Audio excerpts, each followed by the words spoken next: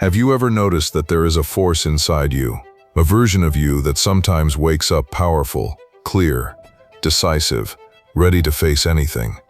And yet on most mornings, that strength feels gone, as if something entered your mind during the night and stole your confidence. That strength never disappeared. It was buried under doubt, comparison, old criticism, past failures, and words you accepted as truth. Welcome to Master Your Mind, where we turn philosophy into psychological strength.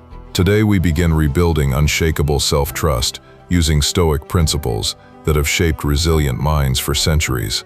You were not born insecure. Insecurity was learned. It was installed slowly through repeated experiences, subtle humiliation, rejection, unrealistic expectations, and internalized fear. But if the mind can be conditioned into doubt, it can be trained back into confidence. Imagine acting without needing approval, speaking without rehearsing fear, making decisions without negotiating with self-doubt. What would you attempt if you trusted yourself completely?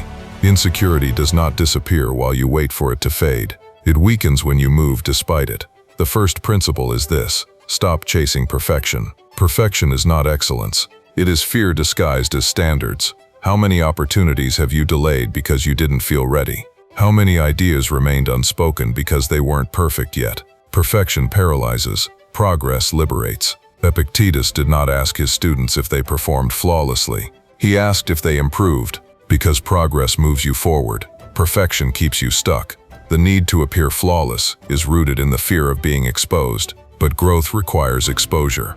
Marcus Aurelius wrote that we should not demand a perfect society like Plato's Republic, but instead be satisfied with even the smallest improvement and consider it meaningful progress. The transformation you seek will never come from waiting to feel fully prepared. It comes from acting imperfectly and refining through repetition. When you demand perfection from yourself, you unconsciously demand it from others. And that leads to frustration, comparison, resentment. Life is not performance, it is process. Ask yourself honestly, am I trying to grow or am I trying to look impressive? Because those are not the same. The second principle is Memento Mori. Remember that you will die. This is not morbid, it is clarifying.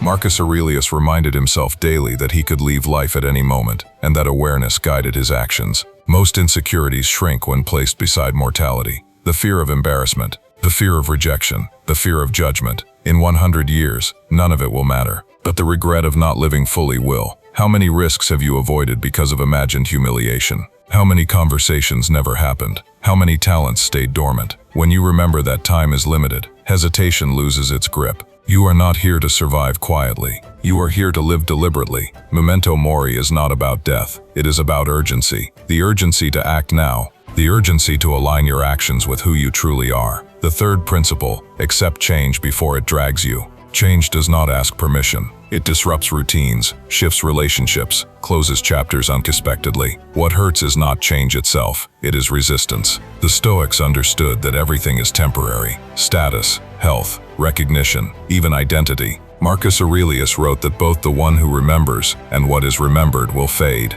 Yet we cling to outdated versions of ourselves, to expired roles, to relationships that no longer align. Insecurity often comes from trying to preserve what has already evolved. Zeno described life as a cart pulling a dog tied to it.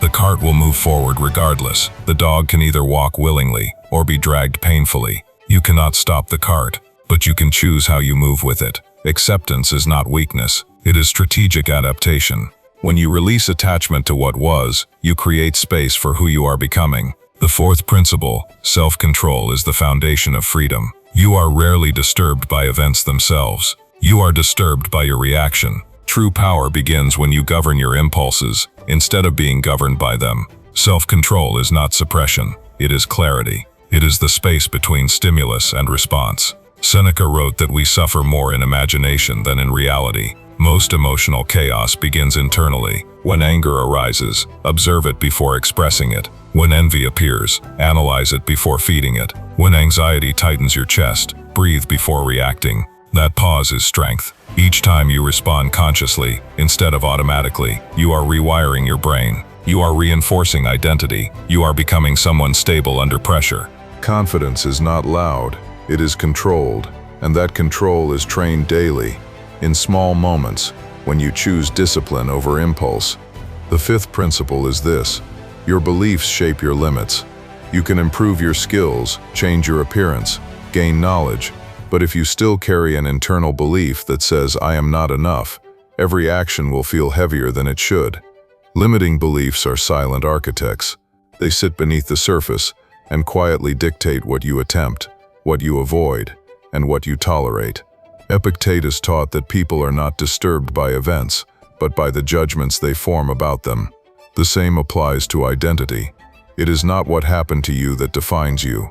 It is the meaning you attach to it. Maybe you failed once and decided you are incapable. Maybe someone criticized you and you internalized that voice as your own. These beliefs do not shout, they whisper. And over time, repetition turns them into identity. But a belief is not a fact, it is a conclusion. And conclusions can be revised. The moment you begin questioning the sentence, "This is just who I am," you reopen possibility. You are not fixed, you are conditioned. And conditioning can be replaced. The sixth principle is understanding control. Insecurity often grows from trying to control what was never yours to command: other people's opinions, outcomes, external validation. Epictetus divided life into two categories: what depends on you and what does not. Your effort depends on you. Your preparation depends on you. Your character depends on you. Results do not. Approval does not. Recognition does not. When you tie your worth to what is outside your control, you guarantee instability. But when you anchor yourself to effort and integrity, you build internal stability. Ask yourself when anxiety rises, is this within my control? If yes, act. If not, release. This simple distinction separates emotional chaos from mental clarity. The seventh principle is self-knowledge. Most people live reactively because they have never studied themselves. They know the world, but not their patterns. They know what others expect, but not what triggers them. Marcus Aurelius wrote his meditations not for publication, but for correction. Every day he examined his reactions, his weaknesses, his motives. Self-knowledge is not mystical, it is observational. At the end of your day, ask, what disturbed me today? Why? What fear was underneath that reaction? Patterns repeated without awareness become fate. Patterns examined become choice. The eighth principle is internal dialogue. Your mind believes what you repeat. If your internal voice constantly criticizes you, your nervous system lives in defense. If your internal voice guides you, your nervous system stabilizes. Marcus Aurelius reminded himself that what we think about ourselves matters more than what others think of us. After a mistake, notice your response. Do you attack yourself, or do you instruct yourself? Replace condemnation with correction. Replace "I failed again" with "I am learning." This is not delusion. It is strategic self-leadership. Gratitude strengthens this shift. Not forced positivity, but grounded recognition.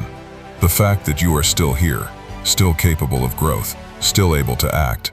Gratitude redirects attention from deficiency to resource, and attention determines emotional state. The ninth principle is expanding discomfort. Growth never happens inside repetition.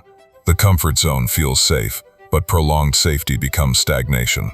The Stoics voluntarily practiced discomfort to train resilience, not recklessness, but exposure. Speak when you would normally stay silent. Attempt what you would normally postpone.